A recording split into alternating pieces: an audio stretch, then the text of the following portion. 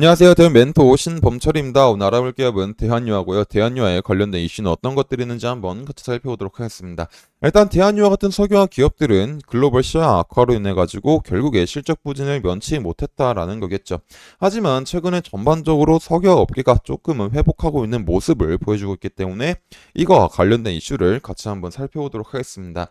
일단 먼저 그래프를 보게 되면은 21년도부터 23년도까지 석유학 비포에 대한 공장 가동률 그래프를 볼 수가 있죠. 그리고 21년도부터 23년도까지 지속적으로 하락을 하고 있었다라는 겁니다. 결국에 공장 가동률이 낮아진 데 이유는 21년도부터 지속적으로 전방 산업에 대한 수요가 감소하다 보니까 많은 석유화학에 대한 제품 수요가 떨어지게 돼서 어쩔 수 없이 공장 가동률이 낮출 수밖에 없었다라는 겁니다. 하지만 지속적으로 낮아지고 있던 공장 가동률이 최근에는 조금 반등을 하고 있다라는 소식이 나오고 있었죠. 그러면 왜 반등을 했을까라는 걸 살펴보게 된다면 두 가지 이유가 있다라고 보실 수 있을 것 같습니다.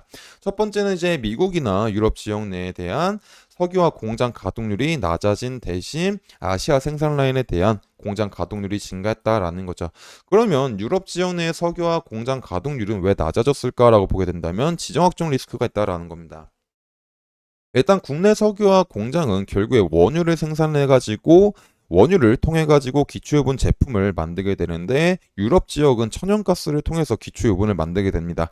그리고 이 천연가스는 러시아와 우크라이나 지역 쪽에서 풍부하죠. 하지만 최근에 이런 전쟁으로 인해서 천연가스에 대한 수급이 어려워지자 석유화학에 대한 공장 가동률이 하락을 했고 또 다른 이유는 유럽 쪽은 지속적으로 친환경 정책을 펼치고 있기 때문에 이런 부분들이 적용해가지고 어쩔 수 없이 공장 가동률이 낮아졌다라는 겁니다. 결국에 공장 가동률이 낮아지다 보니까 유럽 지역 내에서 생산되는 제품들에 대한 수도 하락을 하게 되고 결국에 유럽 지역의 에 대한 제품이 하락을 하다 보니까 이 유럽 지역을 통해서 많은 제품을 얻었던 기업들이 어쩔 수 없이 아시아 쪽으로 눈을 돌리게 되면서 아시아에 대한 석유화 공장 가동률이 증가했다라는 거죠. 그리고 또 다른 이유는 세계 최대 석유화 소비국 중 하나인 중국이 춘절을 앞두고 생산과 소비가 늘어났다라는 겁니다. 결국에 이런 앞선 이유들로 인해서 지속적으로 하락하고 있던 에틸렌 납사 스프레드가 24년도에는 반등을 하게 되면서 지난주에는 톤당 267달러까지 올라갔다라는 겁니다. 그래서 이런 267달러 정도가 여전히 손익분기점 미치긴 하지만 그래도 전주에 저전전 네, 2주 전쯤이죠. 2주 전쯤에 233달러를 생각해 보면은 그 전전주에 대비 15% 상승했기 때문에 어느 정도는 그래도 긍정적으로 바라볼 수 있지 않을까라고 생각해 볼 수 있을 것 같습니다. 그리고 현재 추세대로 지속적으로 수요가 이루어지게 된다면 조만간 손익분기점인 300달러까지도 갈 수 있는 흐름이 나올 수도 있겠죠. 그래서 이런 이유들로 수요가 있다 보니까 HDP에 대한 가격도 반등을 했다라는 겁니다. HDP 같은 경우는 이제 대한유화의 주력 제품 중에 하나죠. 그런 주력 제품 중에 가격이 이런 작년 11월 달에는 약 800달러 정도, 800 정도에 위치했었고, 이제 올해 1월 달까지만 해도 895 정도에 위치했었는데 앞서 말했던 수요가 조금 증가하게 되면서 2월 달에는 소폭 가격이 반등했다라는 겁니다. 근데 2월 HDP 같은 경우는 가격이 2월 달에 소폭 반등을 하긴 했지만 여전히 이제 하이안이나 와나나 중거 같은 기업들에서 이제 점점 HDP 공장 가동을 할 예정이기 때문에 초과 공급에 대한 국면은 지속될 수 있는 상황이어서 이런 가격이 지속적으로 이제 유지가 될지는 한번 살펴봐야 될 것 같습니다. 그리고 이제 또 다르게 살펴봐야 될 거는 결국에 유가에 대한 측면이죠.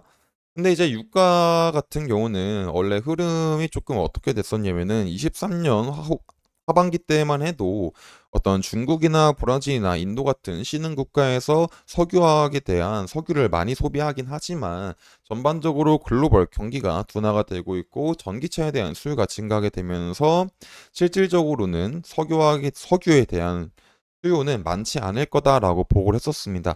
하지만 24년도가 되다 보니까는 실질적으로 이러한 폭탄 테러로 터졌고 또 홍해 분쟁으로 인해 가지고 지속적으로 유가가 가격이 오를지 하락을 할지 모르는 상태가 돼버렸죠. 그래서 결국 이런 홍해 분쟁으로 인해서 중동과 유럽에서 아시아로 유입되는 나프타의 가격이 상승하게 되면서 석유 업체들에 대한 원가 부담도 지속적으로 증가를 하고 있다라는 겁니다. 그래서 한국에서 아프리카와 유럽으로 수출한 석유화학 제품에 대한 운송비가 지속적으로 상승하다 보니까 이 운송비 부담도 이런 운송비 부담으로 이제 생각보다 이제 많은 매출을 올리지 못할 수가 있다라는 겁니다. 그래서 이런 홍해 분쟁으로 인해서 대한유화에 대한 흑자 전환은 조금 시간이 걸릴 수가 있다라는 겁니다. 하지만 홍해 분쟁 이슈가 조금 어느 정도 완화가 되고 그리고 이제 글로벌 증설 물량이 어느 정도 감소하기 시작하게 된다면 석유화 업황이 개선되게 되면서 대한유화에 대한 실적도 개선이 되지 않을까라는 거겠죠. 그래서 이런 공급 측면에서도 아직까지는 과잉인 측면이 있기 때문에 이제 이런 부분들도 지속적으로 살펴봐야 됩니다. 그리고 오늘은 이런 부분들에 대해서 지속적으로 과거에 말을 했었기 때문에 이제 추가적인 얘기는 하지 않겠습니다. 하지만 다음 영상에서 이제 다시 한번 설명해 드리도록 하겠습니다. 그래서 대한유화 같은 경우는 이제 석유 업황 악화로 인해서 피해를 많이 본 기업 중에 하나이기 때문에 이제 전반적인 업계가 살아나는 게 굉장히 중요하다라는 겁니다. 그래서 전반적인 이 업계가 살아날지 말지 제가 지속적으로 확인할 예정이다 보니까 대한유화에 관심 있으신 분들은 제 영상을 시청해 주시면 감사하겠습니다. 그래서 주가를 한번 살펴보도록 하겠습니다.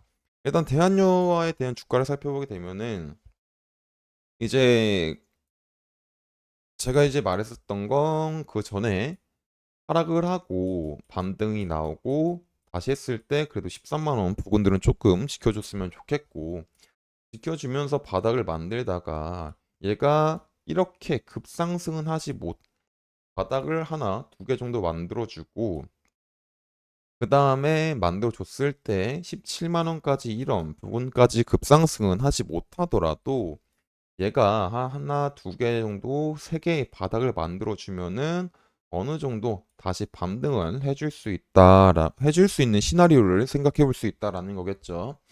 그리고 지금 이런 하나 두 개 바닥을 잘 만들어 줬고 그 다음에 이제 가격이 조금 눌리고 있긴 하지만은 이 상승했던 것만큼 거래량이 안 나오면서 하락을 하고 있기 때문에 아직은 조금 지켜봐도 되지 않을까 싶습니다. 그래서 지금 어떤 상승 시나리오는 이제가 하락을 하더라도 이런 14만 원 부근을 잘 지켜주면은 추가적인 반등이 나오게 되면서 한 16만 원 부근까지는 한번 시도해 볼 수 있지 않을까라고 생각해 볼 수 있을 것 같습니다. 하지만 반대로 하락 시나리오는 이런 14만 원 부근들을 이탈하고 최종적으로 13만 원 부근들을 이탈했을 때는 어느 정도 하방에 대한 리스크 대비는 어느 정도 해야 되지 않을까 싶습니다. 그래서 이런 주가에 대한 흐름도 제가 지속적으로 확인할 예정이다 보니까 대한유화에 관심 있으신 분들은 제 영상을 시청해 주시면 감사하겠습니다. 이상 디언 멘토 신범철이었습니다.